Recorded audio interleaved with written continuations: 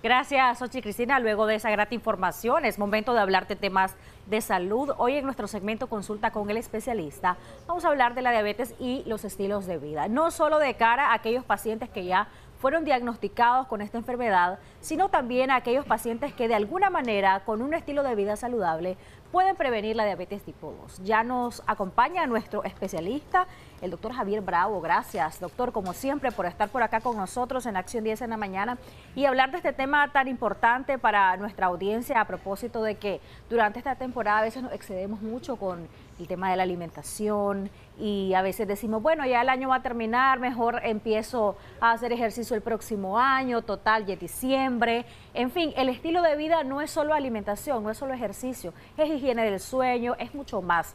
Ya el doctor nos va a decir. Bienvenido, doctor. Gracias, yo soy una vez más aquí en la revista. Pues primeramente darle gracias a Dios por un día más de vida, agradecerle también a ustedes durante todo este año, ¿verdad?, que hemos estado impartiendo orientaciones a los pacientes diabéticos y de esta manera pues ayudarles y tener metas pues para el siguiente año. Como tú dices, ya estamos finalizando el año, muchos pacientes todo lo dejan para el siguiente año cuando lo pueden hacer el día de hoy, el día de mañana. Nunca es tarde para empezar.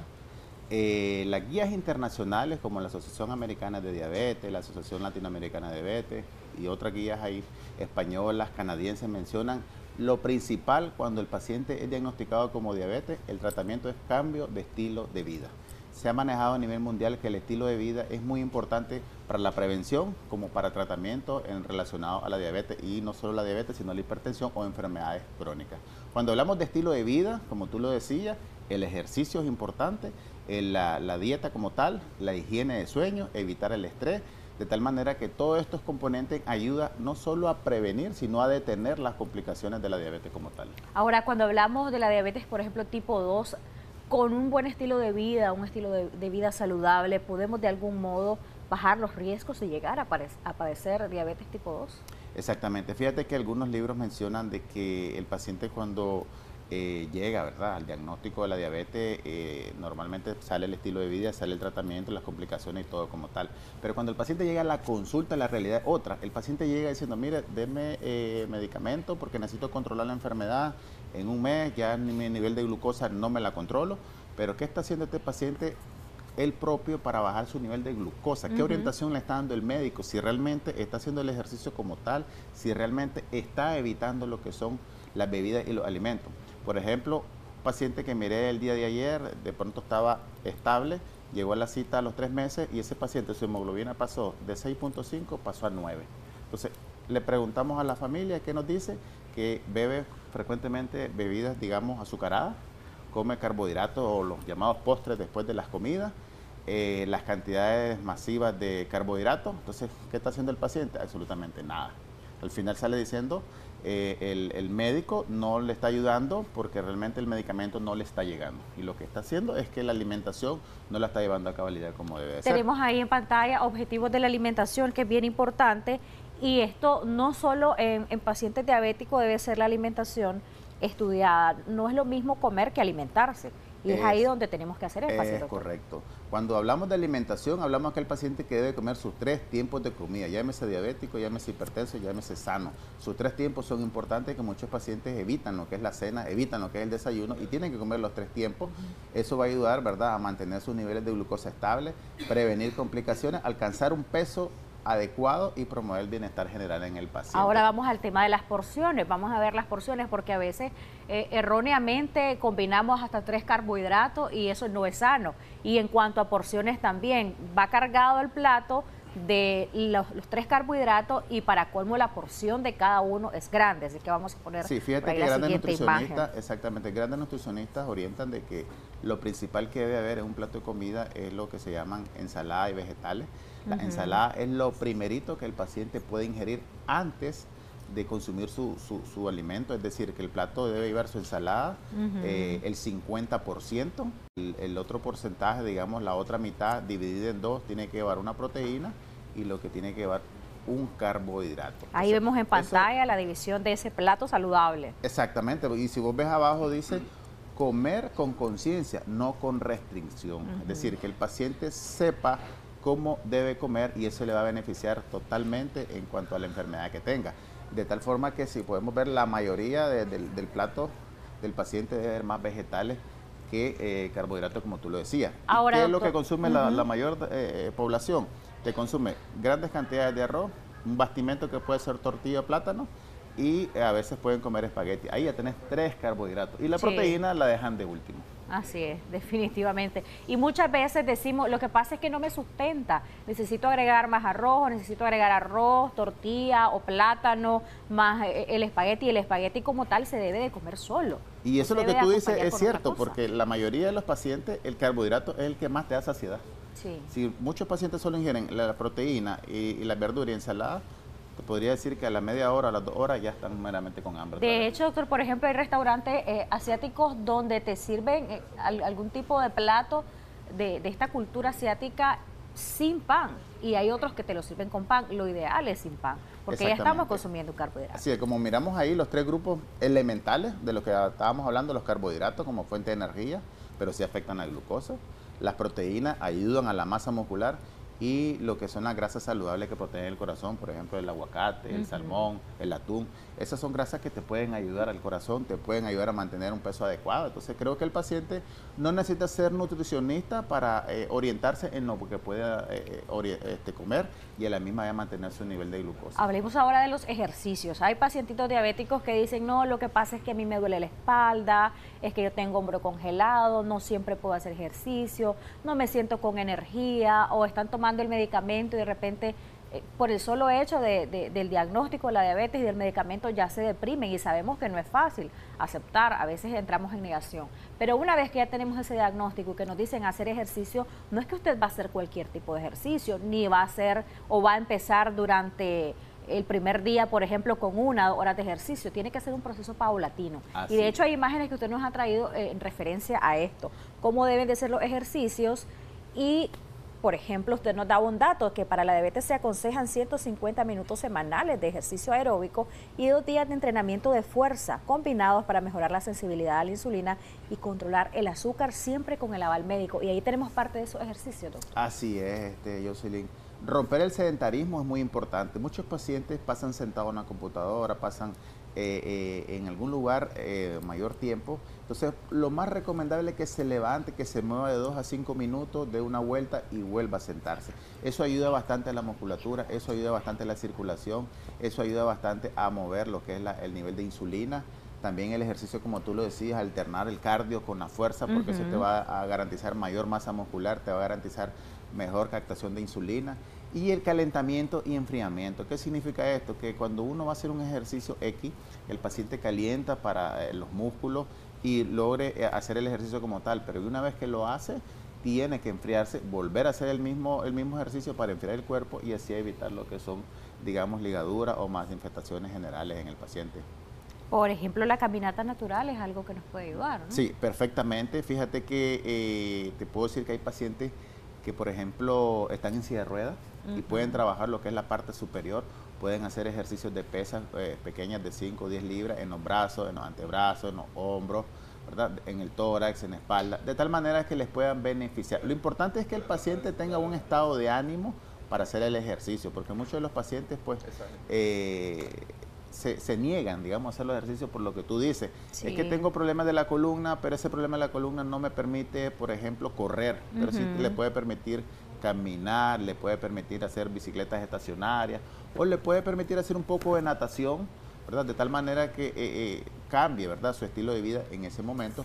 Como podemos ver, ejercicios aeróbicos que son importantes para el cardio, lo que tú decías, los 150 minutos, ¿verdad?, por lo menos semanales, o 30 minutos, digamos, por 5 días.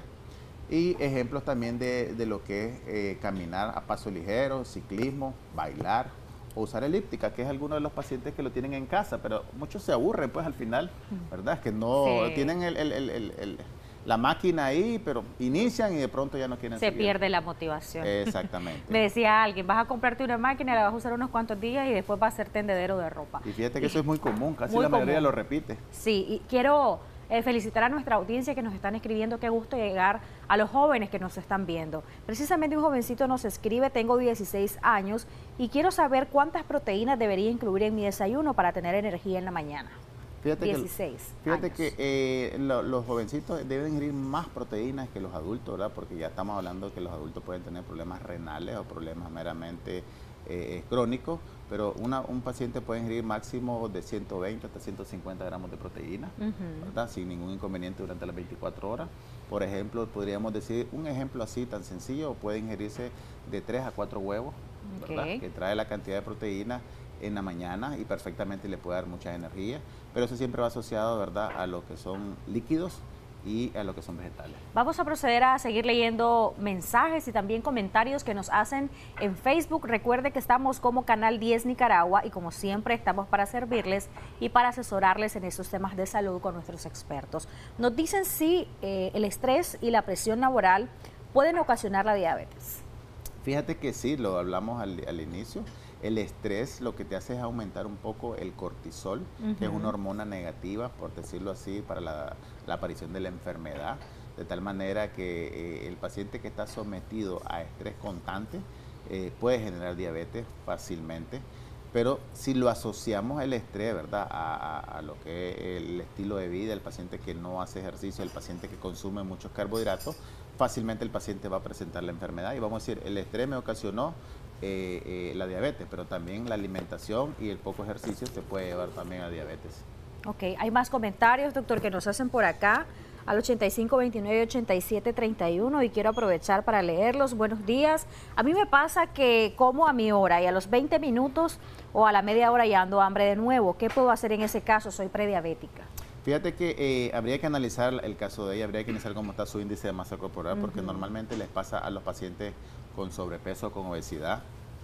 Le pasa a aquel paciente que está mal acostumbrado a su alimentación o aquel paciente que está acostumbrado a ingerir un postre después de su comida, o aquel paciente que de alguna manera comía demasiado y al restringirle varios alimentos ya el paciente queda saciado.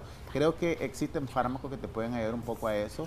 Ingerir bastante líquido antes a la alimentación y posterior a la alimentación para evitar este tipo de ansiedad.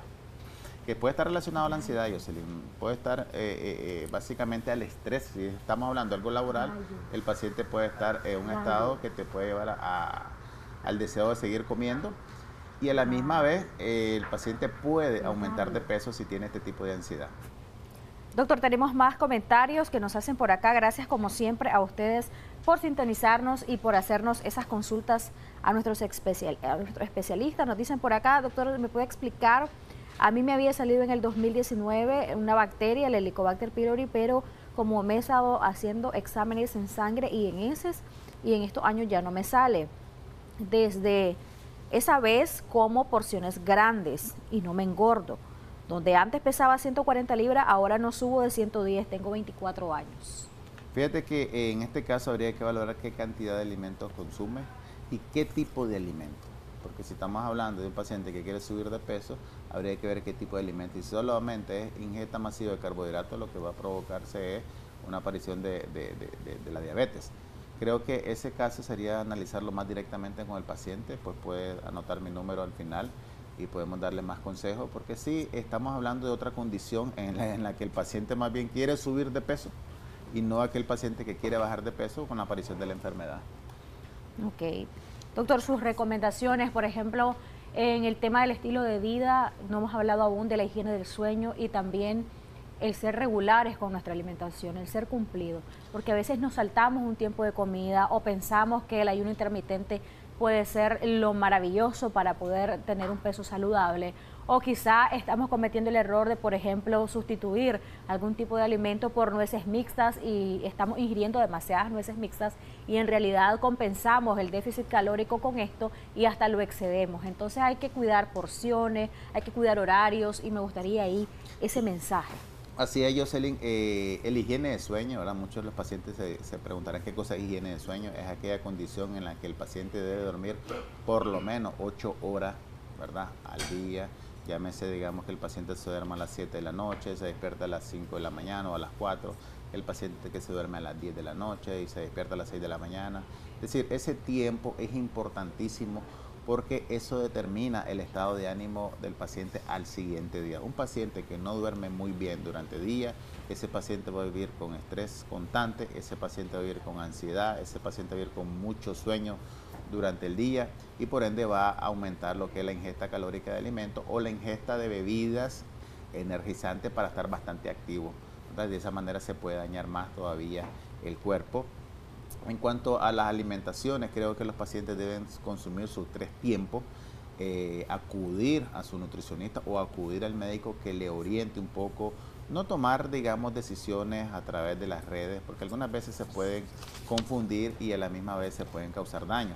Sí sabemos de que muchos expertos pueden hablar de lo que es alimentación que les pueden servir. Hay muchos tipos de dietas, dietas mediterráneas, dietas keto, dietas de todo tipo, que el paciente se someten, las pruebas, de pronto les va bien, de pronto les va mal, bajan de peso de manera masiva, como tú dices, el déficit calórico va cayendo, va perdiendo masa muscular. Entonces creo que debe haber ahí unos componentes necesarios en cuanto a la grasa, las proteínas y carbohidratos, medirlo, ver qué cantidad le corresponde al paciente para mantener un hábito saludable, para mantenerse, como dicen el buen nicaragüense, fuerte, con ánimos, con energía, para que el paciente pueda evitar pues complicaciones y trabajar mucho mejor. Muchas gracias, doctor, por habernos acompañado. ¿Dónde podemos ubicarlo? Estamos ubicados en la colonia Periodista de la Plaza Blue Martín, una cuadra arriba, en horario de las 9 de la mañana a las 5 de la tarde, de lunes a sábado.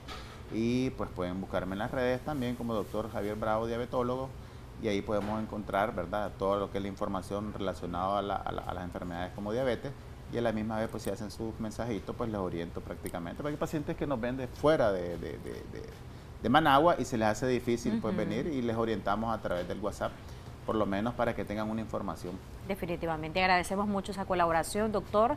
Gracias por habernos acompañado durante todo este año. Creo que nos vemos antes de que cierre el año. Nuevamente, para nosotros es importantísimo que nuestros especialistas siempre tengan esta comunión con ustedes, nuestros televidentes, porque también de eso depende que cuidemos de nuestra salud y no de manera correctiva, sino de manera preventiva. No es que ya estamos enfermos, sino para prevenir, para poder detectar oportunamente enfermedades también. Vamos a una pausa y ya regresamos con más.